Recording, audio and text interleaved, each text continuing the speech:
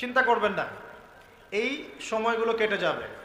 যখন এই জুলুম চূড়ান্ত মাত্রায় উঠবে, তখন আল্লাহ রাব্বুল আলামিন মুসলিমদের মধ্যে একজন ইমামকে পাঠাবেন, তার নাম মুহাম্মদ। কি নাম?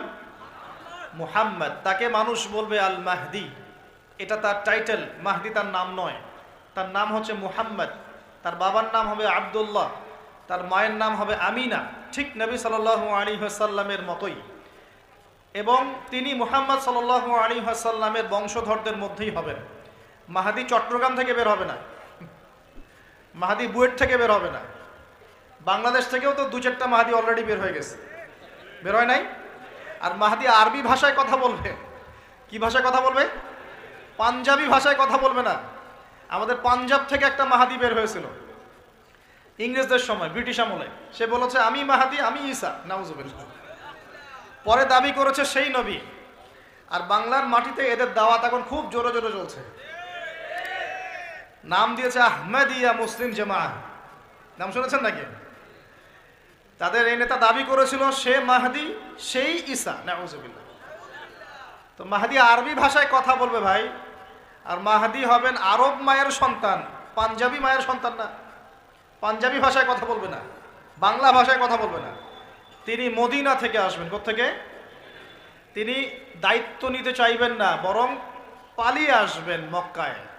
মানুষ তাকে জোর করে দায়িত্ব দিবে। আপনারা যারা হজ করেছেন, কাবা ঘরের এই যে তাওয়াফ তো করেছেন মাশাআল্লাহ, তাওয়াফ এবং এই যে আপনার মাকামে ইব্রাহিম, এর মাঝখানে ইমাম মাহাদিকে তারা পেয়ে যাবে এবং সেখানে তার হাতে বায়াত নেওয়া হবে এবং তিনি মুসলিমদেরকে ঐক্যবদ্ধ করে এই জুলুমের এগেনস্টে যুদ্ধ করবেন ইনশাআল্লাহ।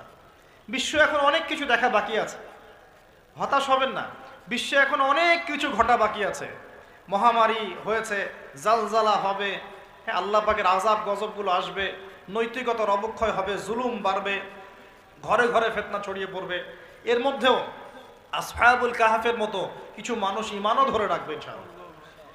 আল্লাহ পাক যাদেরকে দিয়ে কাজ নিবেন, আল্লাহ পাক তাদেরকে তৈরি করবেন।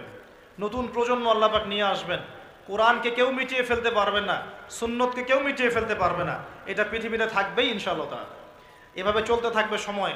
যখন ইমামুল মাহদি আসবেন, তখন বিশ্বে যুদ্ধ বিগ্রহ চলতে থাকবে, অনেক ব্যাপক যুদ্ধ চলতে থাকবে। তখন ইমামুল মাহদি মুসলিমদেরকে নিয়ে এই যে জালেম শক্তির বিরুদ্ধে যুদ্ধ করে ওই জায়গা স্বাধীন করবে ইনশাআল্লাহ তাআলা। কিন্তু তারপরেও দাজ্জালকে হত্যা করা যাবে না। দাজ্জাল খুবই শক্তিশালী হবে এবং তার অনুসারীরা হবে প্রচণ্ড শক্তিশালী। তখন আল্লাহ রাব্বুল আলামিন এই মিথ্যা মাসিহকে মেরে ফেলার জন্যে আল্লাহ পাক আসমান থেকে সত্য মাসিহ ঈসা আলাইহিস সালামকে আবার পাঠাবেন। বলেন সুবহানাল্লাহ।